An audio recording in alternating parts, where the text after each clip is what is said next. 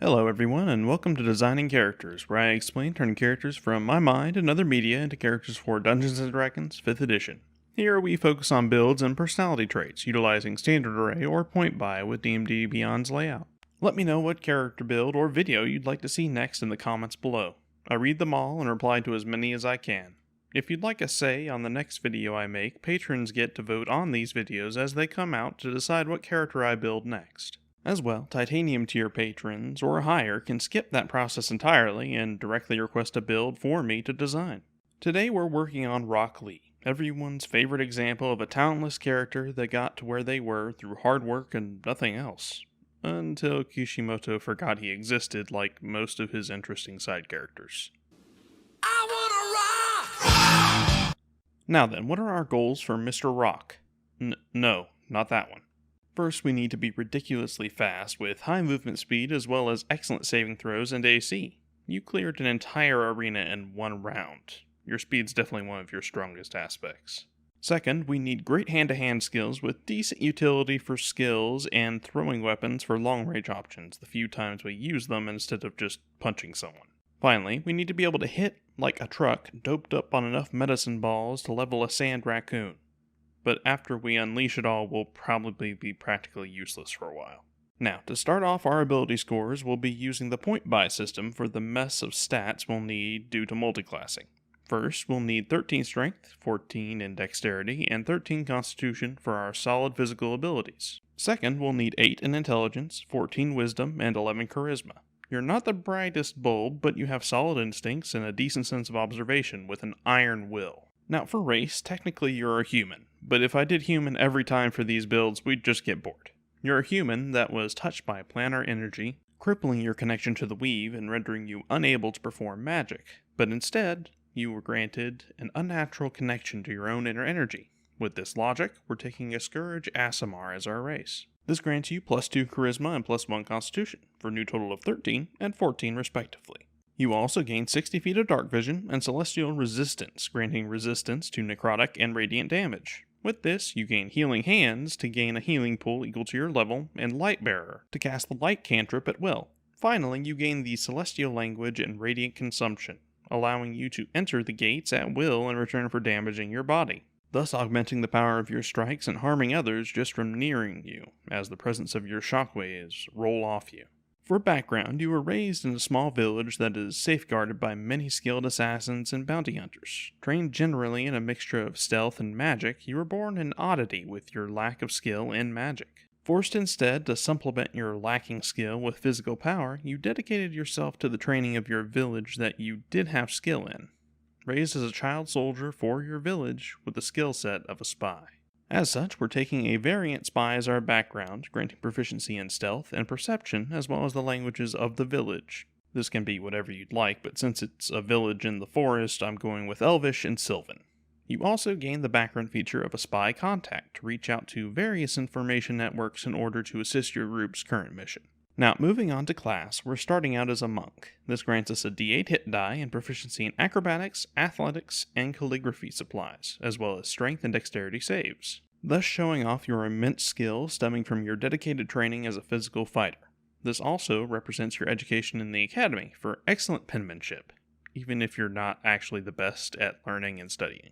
Next, you gain unarmored defense, allowing you to wear your jumpsuit unhindered, adding your wisdom modifier to your armor class.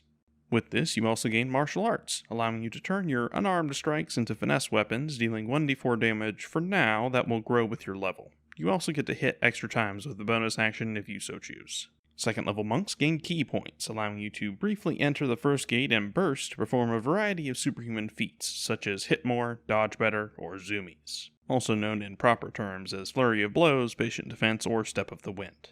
With this, you also gain unarmored movement for 40 feet of speed, which will grow with your level. Third level monks gain a monastic tradition. We're taking the way of the drunken fist. After all, you're natural at it despite technically being underage. This grants you deflect missiles, allowing you to catch them and even toss them back at your attacker for a key point if you see fit. It also grants you proficiency in a brewing kit and in performance for your masterful, energetic performances for the ladies, even if they tend to be ignored. Finally, you gain Drunken Technique, allowing you to disengage with 10 extra movement until the end of your turn after you use Flurry of Blows, for free, playing on that tremendous mobility and speed to hit and run. 4th level monks gain Slow Fall, allowing you to anime jump off anything and generally take no damage from the fall itself, as well as +2 to dexterity for a new total of 16. 5th level monks gain an extra attack for even more punches and access to Stunning Strike for a key point to temporarily knock someone else senseless. 6th level monks gain Key Empowered Strikes to allow them to treat their unarmed strikes as magical for terms of dealing damage, thus letting you punch through sand armor when it should be giving that edgy creep resistance. You also gain Tipsy Sway, allowing you to stand up when prone for far more ease or spend a key point to redirect the attack of someone in melee with you to a new target, useful when you get double teamed by weird pale white plant people. Finally, 7th level monks gain Evasion and Stillness of Mind, allowing you to use your immense speed to dodge explosions and sand coffins with ease, as well as shrug off debilitating fear or charming effects. Now, a brief switch over to Paladin, the core of our multi-class stats. 1st level Paladins gain a d10 hit die and proficiencies in items you don't care about. This grants you Divine Sense, allowing you to reach out and focus for a moment, detecting the fluctuating chakra around you and reacting to the race of the species that it gives off. With this, you gain Lay of Hands as well, allowing you to burn from a healing pool to recover health or remove poisons and diseases using it. This will act as a rudimentary second gate for now.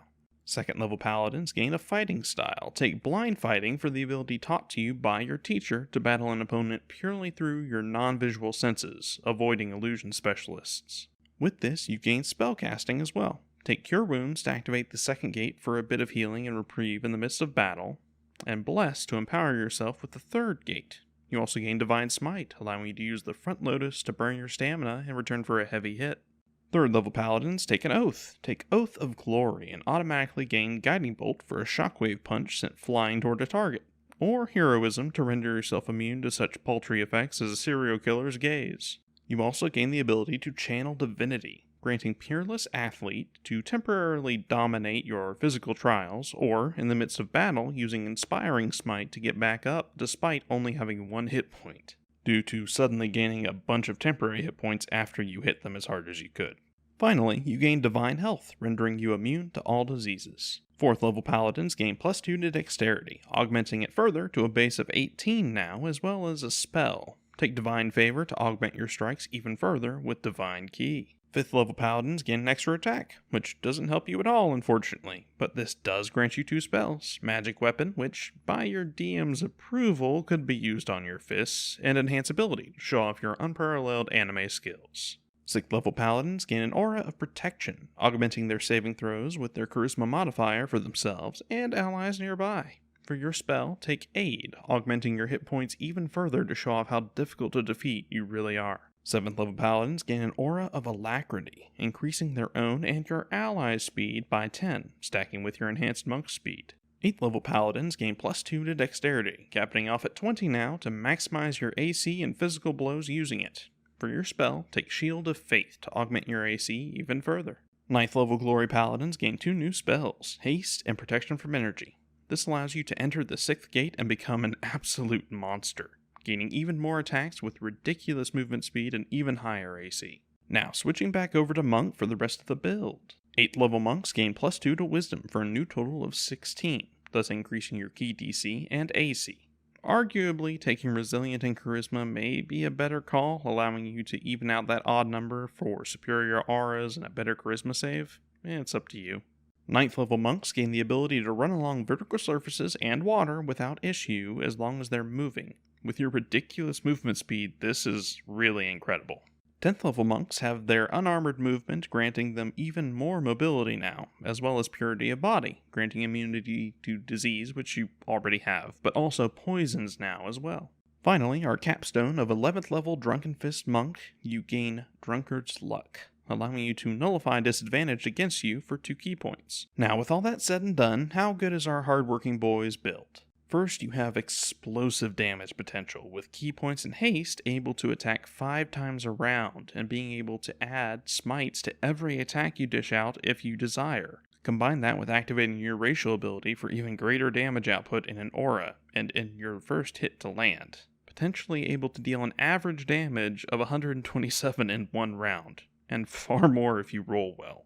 Second, you own the action economy, between key points for stuns, spell buffs, key points for additional attacks, and nullification of numerous conditions and negative effects. You're able to laugh at any monster trying to take the lead in turns, opening you up for those devastating combo attacks. Finally, while hasted, which will be a go-to effect for you at every battle once you get it, you'll have 20 AC, powerful saving throws, and 120 base movement speed, while also buffing your allies at the same time, making you a surprisingly solid secondary evasion tank. When combined with your ability to disengage every time you enter melee and buff that speed to 140 instead, due to your drunken technique, you're a melee fighter's worst nightmare.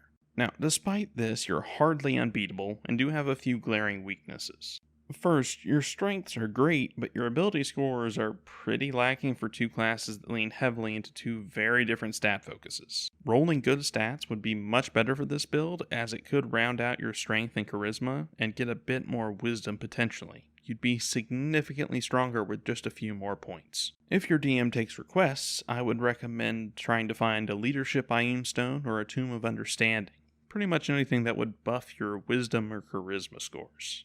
Second, you're heavily reliant on suddenly burning your energy out in an explosion combo of racial abilities and smites with spell buildup. In return, you unleash disgusting potential damage, but you're also significantly weaker afterward for the next few encounters, and unlike warlocks, a short rest won't cut it. You also hurt yourself each round using this too. Finally, playing on that, though you have a few decent methods to augment your hit points with decent temporary hit points and have a solid base at just over 150 fixed hit points, for a frontliner that's not much at tier 4 play. It's not horrible, but it's not great.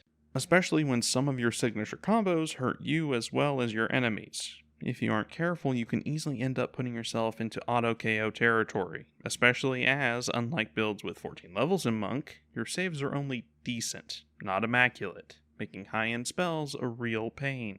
But you're not built to contend with long-term stamina builds or consistent fighters. You know your strengths, and when you're pushed against a wall, you know what needs to be done. Take off your weights for haste, activate the gates, and unleash a deadly combo of blows that reduce even the tankiest individuals to dust and sand.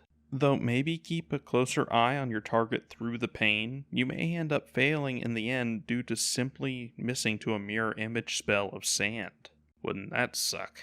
As always, thanks for watching. If you enjoyed the video, please drop it a like, subscribe for more, hit the little bell, and all that other YouTuber jazz.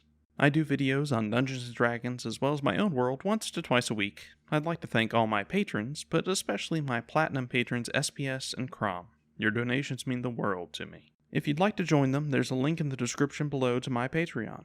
Patrons get to vote on the videos that I do and have access to various variant rules, homebrew supplement systems, items, spells, and so forth there. You can also talk with my community in Discord to learn about my D&D supplements and a literate roleplay board I run for my world Exardia. Have an amazing day, everyone. Be safe, love each other. Goodbye.